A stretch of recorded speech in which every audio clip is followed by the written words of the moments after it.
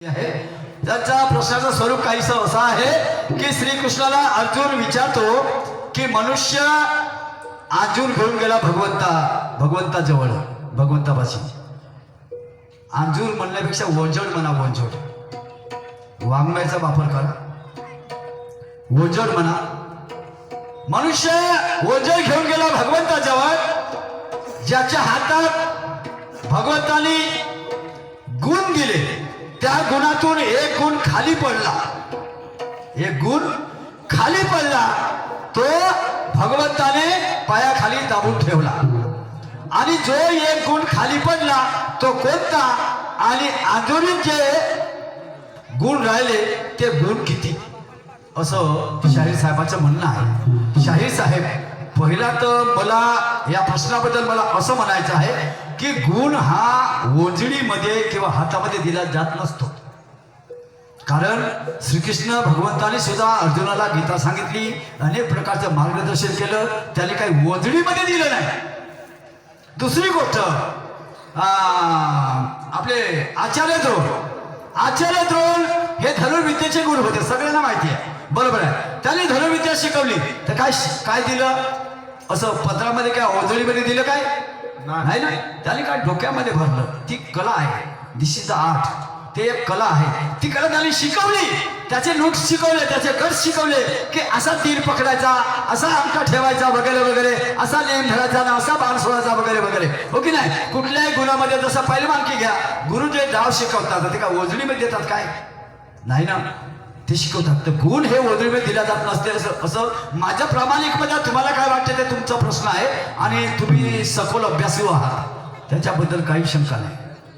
हो, आता पायाखाली दाबला गुण, एक पायाखाली दाबला म्हणजेच ओंजळीतून पडला, ओंजळीतून तो पडला. मग तो एक तर दाणेदार असेल किंवा लिक्विड असेल, एक तर दाणेदार असेल किंवा लिक्विड असेल, हो की नाही. म्हणून कुठल्याही गोष्टीला निकष लावल्याशिवाय कुठलीही गोष्ट सिद्ध करता येत नाही. अर्थप्रमाण, अनुमान प्रमाण आणि वस्तू प्रमाण, हे तीन प्रमाण कोणत्याही गोष्टीला जोपर्यंत लागत नाही तोपर्यंत ती गोष्ट सिद्धच करता येत नाही. मी नाही म्हणत, शास्त्र म्हणते साहेब. हे तीनही प्रमाण तुम्ही आपल्या प्रश्नाला लावून पहा, लागत असतील तर माझी हार आहे, तुमची जीभ आहे. काय म्हणू याच्या पलीकडे, मला जेवढं कळते तेवढं सांगतो. आणि म्हणून आता तुम्ही म्हणता ते तीन गुण कोणते, आपल्या ते गुण कोणते ओंजळीमध्ये जे राहिले ते कोणते, आणि जो खाली पडला, जो भगवंताने पायाखाली दाबला ते कोणते. तर बंधूंनो, प्रत्येक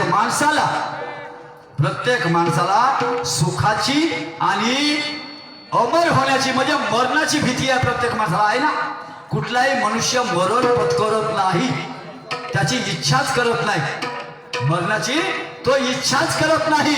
आणि म्हणून तो एक तर अमर होण्यासाठी किंवा सुखी होण्यासाठी, समाधानी होण्यासाठी सतत प्रयत्नरत असतो प्रत्येक मनुष्य साहेब.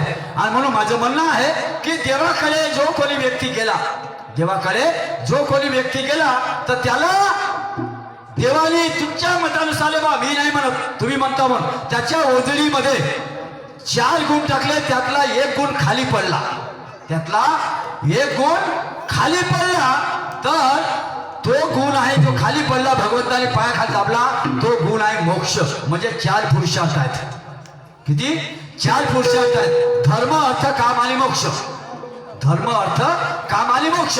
तर हे 4 गुणापैकी एक गुण खाली पडला, मोक्ष. आणि तुमचे शब्द आहे का तो गुण कधी माणसाच्या हाती लागून गेला असता तर मनुष्य आकाशाला लाथा मारता, बरोबर आहे भाऊ. आणि मोक्ष कधी माणसाला मिळून गेला सहजासहजी, तो मनुष्य खरोखरच आकाशाला लाथा मारेल. कारण त्याला सारच काय मिळालं, कमीच मोक्ष त्याला मिळाला.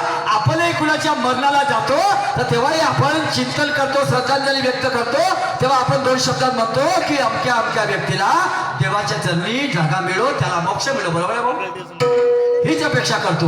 आणि म्हणून मोक्ष भगवंताने आपल्या जवळ ठेवला, नाही तर हे सगळी माणसं आकाशाला लाथा मारल्या असत्या, कोणी कुणाला ऐकलं नसतं. समुद्र मंथनाच्या वेळेस तुम्हाला माहित आहे, समुद्र मंथनाच्या वेळेस समुद्रातून जे अमृत निघलं त्याच्यासाठी देव, दानव, राक्षस, किन्नर, यक्ष, असुर, गंधर्व हे सगळे लोक लागले होते.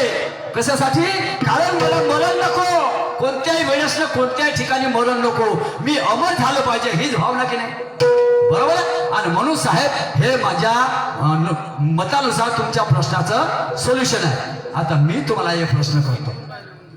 हा, वजळी 3 गुण राहिले. तुम्ही जे म्हणता ना किती गुण राहिले, तर तुमच्या वजळीमध्ये 3 गुण राहिले. एक गुण भगवंताने पायाखाली दाबून ठेवला, तोच म्हणजे मोक्ष. तो मनुष्याला मिळू सहजासहजी मिळतही नाही. समजलं काय? आणि म्हणून काय म्हणतो, म्हणून तुकोबराय म्हणतात, नको नको आम्हा मेल्यावरी मोक्ष, आताची प्रत्यक्ष दाबी डोळा, याच देही याची डोळा, तूच पाय तुझ्या मृत्यूचा सोहळा. तुकोबराय म्हणतात. त्याचे अर्थ मोठे भिन्न आहे. तो जाऊ द्या, किती बोलू. तर माझा प्रश्न असा आहे की श्री गणेश भगवंताचा आणि राक्षस, असुर आणि दानव यांच्याशी कधीच जमलं नाही, आयुष्यभर नाही जमलं. पहा इतिहास वाचा, गणेश पुराण, अनेक शिवपुराण वाचा, पण गणेशाशी या लोकांच्या जमलं नाही. समजलं काय? परंतु एकदा काय झालं, 2 राक्षसाचं युद्ध चालू होतं. 2 राक्षसाचं, दोन्ही राक्षस, त्यांचं युद्ध चालू होतं. त्या ठिकाणी गणेश भगवान गेले. गणेश भगवान गेले आणि आधी त्या दोघांचं युद्ध थांबवलं. म्हणे थांबा, आणि तुम्ही कशासाठी युद्ध करता त्याचा युद्धाचं कारण आधी जाणून घेतलं गणेश भगवंतानी. आणि जाणल्यानंतर त्यांच्या लक्षात आलं का हा दोषी आहे ना, हा निर्दोष आहे. म्हणून जो निर्दोष होता त्याला आश्रय दिला. पहा गणेश भगवंताच्या काळातली घटना आहे, तुम्हाला सांगतो, आणि गणेश पुराणातली गोष्ट. तर जो निर्दोष होता त्याला आश्रय दिला राक्षसाला, आणि जो दोषी होता त्याला शिक्षा केली.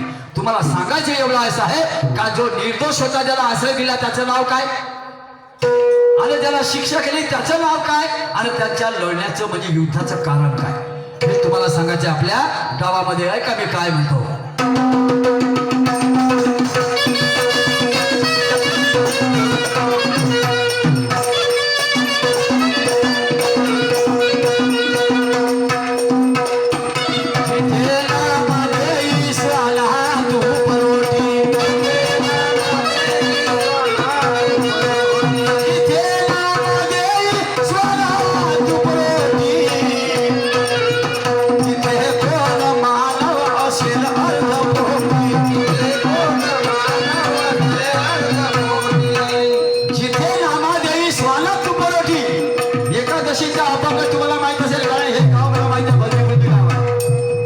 एकादशीच्या दिवशी नामा होते उपवासी, द्वादशीच्या दिवशी नामा बसले स्वयंपाकाशी. तेव्हा स्वाने होऊन आले, पोळ्या घेऊन पळाले, हाती घेऊन तुपवाटीला नामा धावे. स्वाना पाठी उभा उभा जग जेठील, कोट्या पोळ्या कसा खाची, उभा उभा पांडुरंगन पोळ्या खाई तुपा संग. बरोबर आहे भाऊ, हा एकादशीचा अभंग. जिथे नामा देई स्वाला तुपरोटी, अरे नामदेवाने जिथं कुत्र्याला तुपरोटी चांगली, त्या काळामध्ये कोणी दारिद्र्य नेशत असेल काय? नाही. कोणी उपाशी आला असेल काय? कुत्र जेव्हा तूप रोटी खाते तर कोणी उपाशी असेल का हो? आणि म्हणून का म्हणतो की सगळं काय तुमच्या कर्मावर अवलंबून आहे. आधीचे माणसं हे कर्तव्य प्रधान होते, कर्तव्यवान म्हणून तर 100 ने 105 ने 110 वर्ष जगत होते. आता तर 50 लागली का काय खरं नाही, नो गॅरंटी. बरोबर आहे ना? असं आहे. कशामुळं? कर्मामुळं नाही का. इंग्लंडचे doctor Winston Churchill prime minister हे भारतीय दौऱ्यावर आले, आणि त्यांनी जाताना आपल्या भारताला निरोप देताना एक गोष्ट सांगितली. कोणाला? मनमोहन सिंगला. त्यावेळेस पंतप्रधान होते मनमोहन सिंग. यांना एक गोष्ट सांगितली की म्हणे तुमच्या देशातला मनुष्य आळशी आहे. काय म्हणाले? तुमच्या देशातला मनुष्य आळशी आहे, ऐत खाऊ आहे, लवकर श्रीमंत कसं होता येईल याच्या पाठीमागे जास्त धाव आहे. हे त्यांनी आपल्या निरोप समारंभामध्ये सांगितलं. पहा असं आहे ना, म्हणून सांगणार जिथे नाम देई स्वाना तू परोटी, तिथे कोण मानव असे अर्धपोटी. त्या गरीबाची केव्हा आणि घेता नाम देवा, पण सांग पुरुषोत्तम आहे कोणी राहिले, आणि तरी त्याग ना, अरे आदि गणा हे सुमन